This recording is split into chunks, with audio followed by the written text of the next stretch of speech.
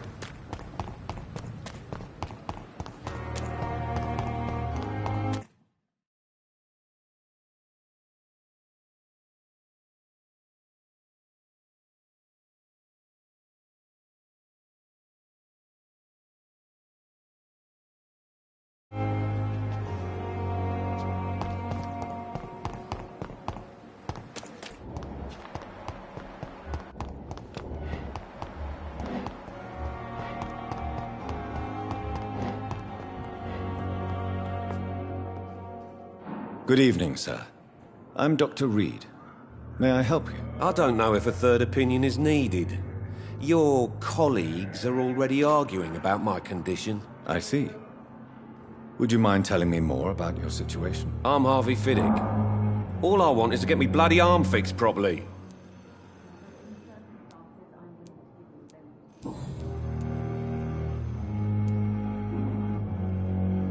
Tell me about yourself, Mr. Fiddick. I'm just a regular guy waiting to get his arm fixed, so I can return to work and to my family. I was more curious about what you were doing before being hospitalized. I'm a carpenter, and a good one too. But that means I need both arms to feed my family, Dr. Reed. Are you satisfied with your treatment here? Well, it's clear that I've chosen a bad time to be injured. Forgive my bluntness, but you seem overwhelmed by cases of the flu. I won't lie to you about it. I'm afraid we are. Are you sure you don't want to operate yourself, Dr. Reed? I have the feeling you're very capable. And your colleagues seem to think so too. In other circumstances, you would be right. But for now, I don't think I can take on the responsibility. My apologies. Tell me about the doctors who are arguing about your case. Strickland and Aykroyd. They both want the best for me, but there's a lot of pride there. Doctors are no different from carpenters, it seems. What do you mean? I often had professional arguments with rivals on a building site. Difference is, I disagreed about wood and nails, not flesh and bones.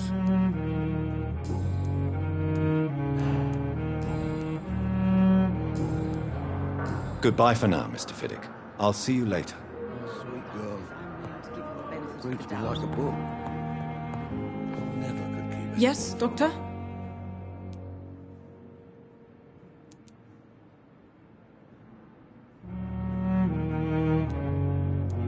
Please, could you point me in the direction of the morgue again?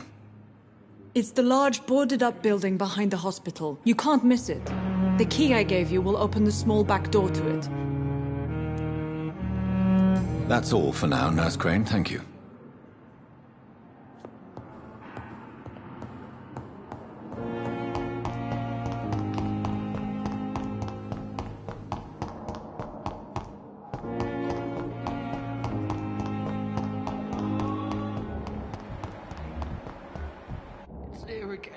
Good evening, Miss Howcroft. How are you tonight? I need blood, Doctor. Warm, rich, vibrant blood.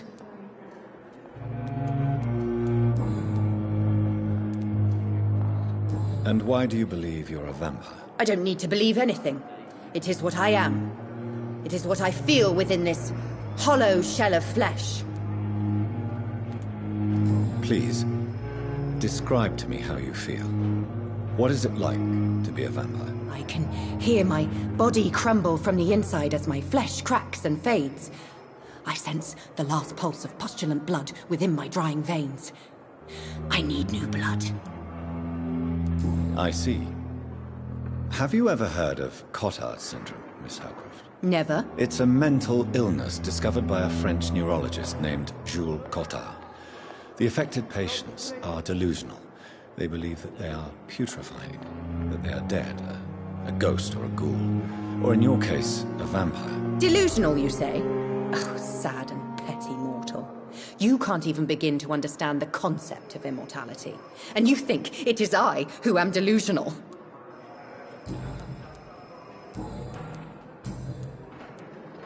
Who are you really, Miss Howcroft? I mean, apart from being a vampire. Is that not enough for you, puny mortal? What do you require? Proof of my powers? I'm curious to know who you were before becoming a vampire. No, it's such a long time ago, I don't remember. Centuries of unholy life can have strange effects on one's minds, you see?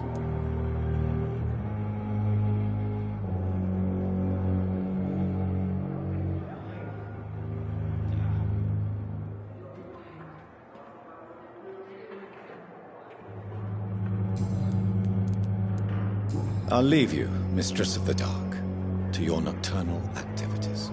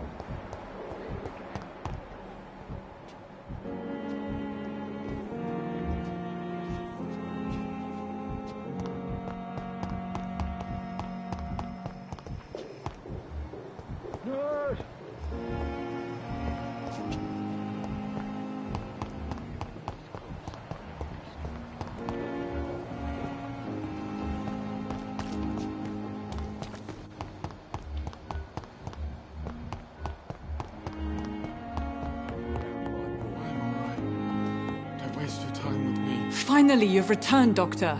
Did you find anything of value? Yes, nurse. You've worked your first miracle, Doctor. Now, this patient here needs immediate treatment. Duty calls. When the storm has passed, I'll show you how to mix the remedy yourself with the same basic ingredients. Many thanks, Doctor. When you've finished, you ought to report to Dr. Swansea in his office. He's been looking for you. Seemed pressing.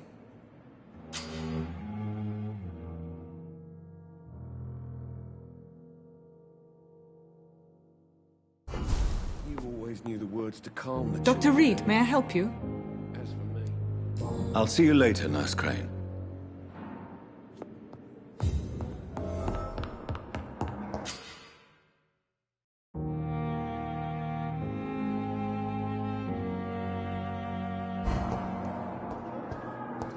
Effect on me, but the suffering continues.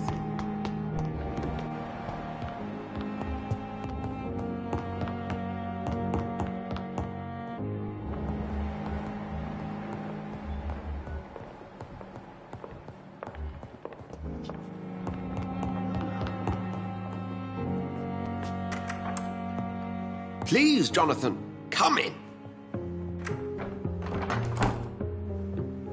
Fascinating, is it not? In the last decade, so many mysteries have been brought to light with our microscopes. The human body, biology's penultimate frontier. The more we explore its boundaries, the less we're able to trace a clear line between life and death. You, my friend, have a foot in both countries. The view must be vertiginous. It's at least as vertiginous as chatting about vampires with you, I would say. This must be all so new to you. This area of town, the hospital, a brand new life. How stimulating it must be. I wish I could share your enthusiasm, Dr. Swansea, but my condition defies scientific categorization. Undead? Unalive? Immortality defies logic. I cannot express my thrill at this serendipitous turn of events. The world's most eminent specialist in blood transfusions, a vampire. One might say a gift from heaven. There is an absurd poetry to my situation. Physician, heal thyself. Forgive me. I've been an admirer of your work for a long time, and now you are so much more than a brilliant physician. And please, call me Edgar.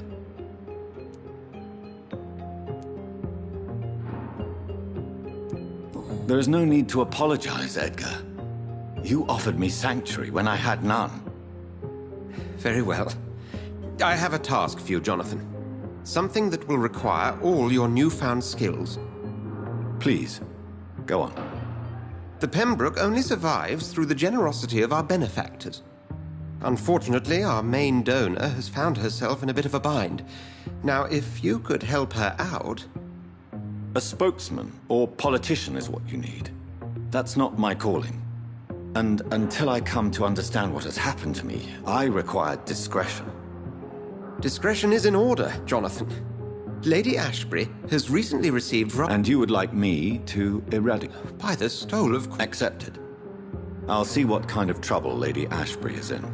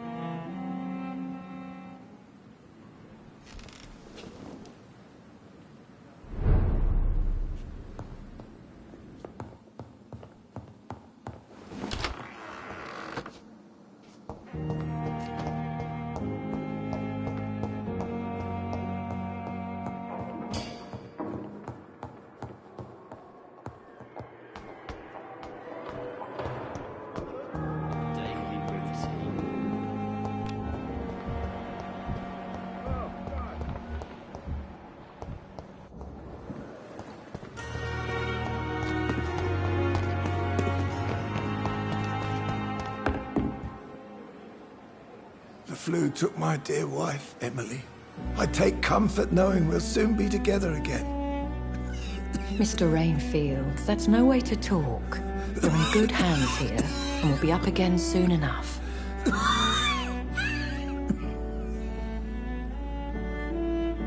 Now do me a kindness and get some sleep. I'll be back round later. Your words are kind, the blessings of an angel. You're the sweet, sweet Lady of Mercy.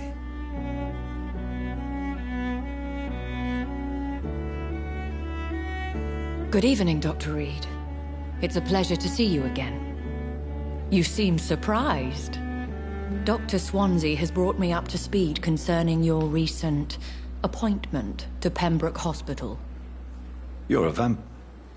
The lady who saved me that night, before vanishing into thin air. I remember you from the pub with Dr. Swansea. Indeed. Allow me to introduce myself formally this time. My name is Lady Ashbury. I remember you well, in spite of the brevity of our encounter.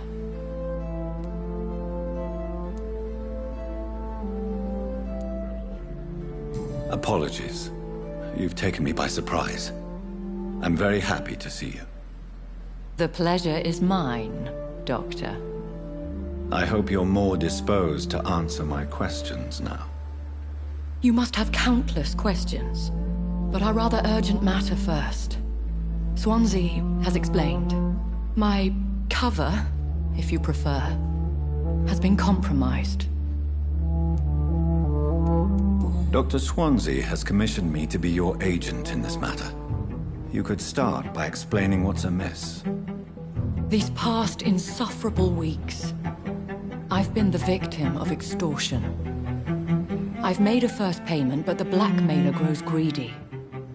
I must refuse his most recent demands. Please continue.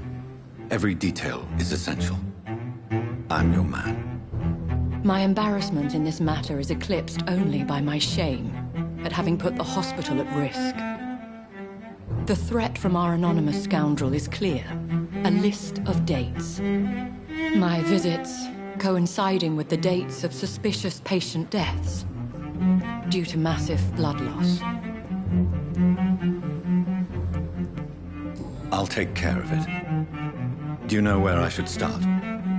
If that was the case, I'd settle the matter myself. You could talk to our local gossip, Harriet Jones. Not a pin drops here without her hearing about it. I'll meet that woman now. My life, as others know, is in your hands, Dr. Reed. I'm sure of your discretion, but I do fear your powers of persuasion will be put to the test. When this is resolved, I'll be your obligé. I'll answer all questions in regards of your condition.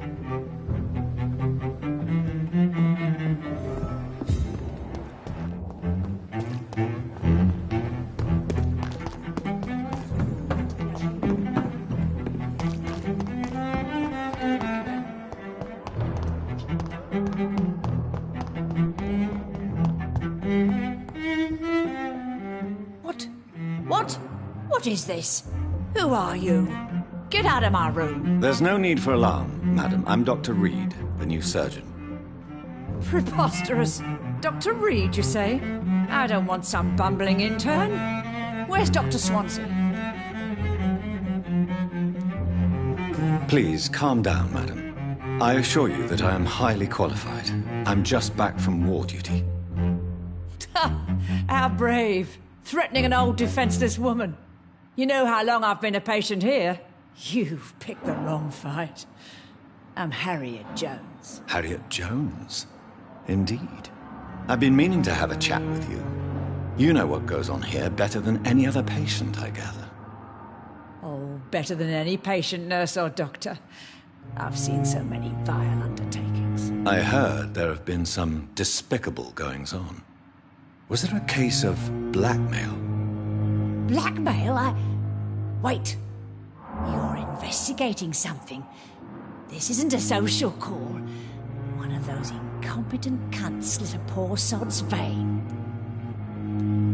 I assure you, madam, this is not an investigation into a possible medical error. Debauchery, then? Nurses Crane, Hawkins, Brannigans, whores, all of them. They can't keep their legs shut. I've seen them scratching slutty sores. Really? Well, if you have irrefutable proof, I'll not have the staff behaving in such a manner here. This is your business, Doctor, not mine. But I swear one of the nurses is cavorting with some man on hospital hours. Thank you for your time, Miss Jones. You've given me something to go on. See you on the next round. The patients and staff might know something. I'll start my investigation with them.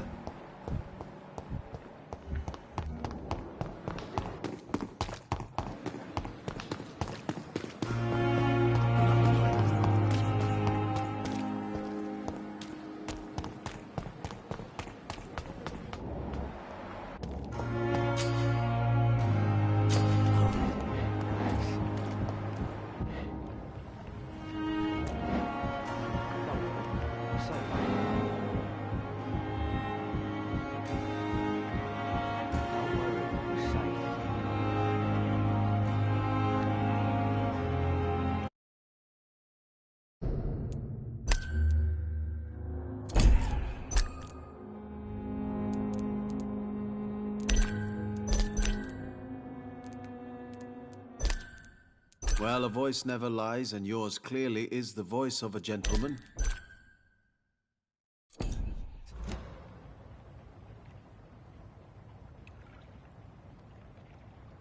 Don't worry, we're safe.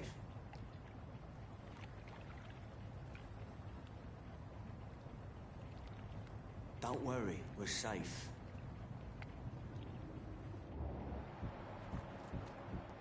How is it? Relax. You're sure you don't come back with me? Nah, I have to see someone at the hospital. Be careful. You look so bad they may keep you as a patient. Fuck 'em. I don't like hospitals, or doctors. Well then, when you go back to Whitechapel, you may find this useful. What is it? A pass for a free medical exam by the best nurse available. Just read it. I don't read well, but thank you, I guess.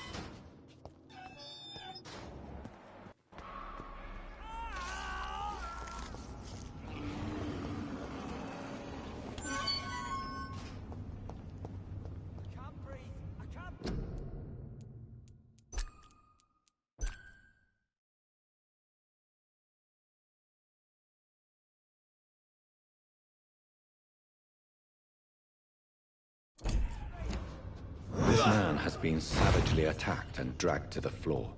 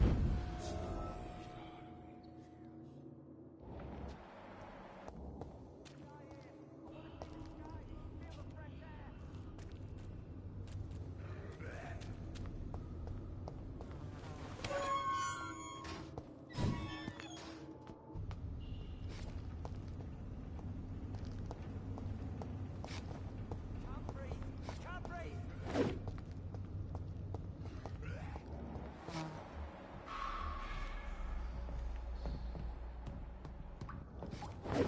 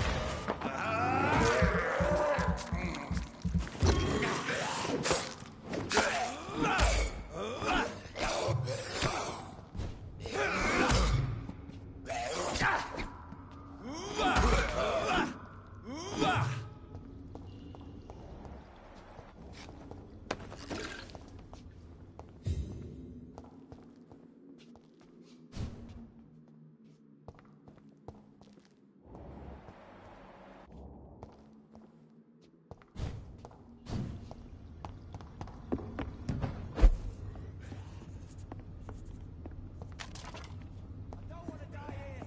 I want to see the sky, feel the fresh air.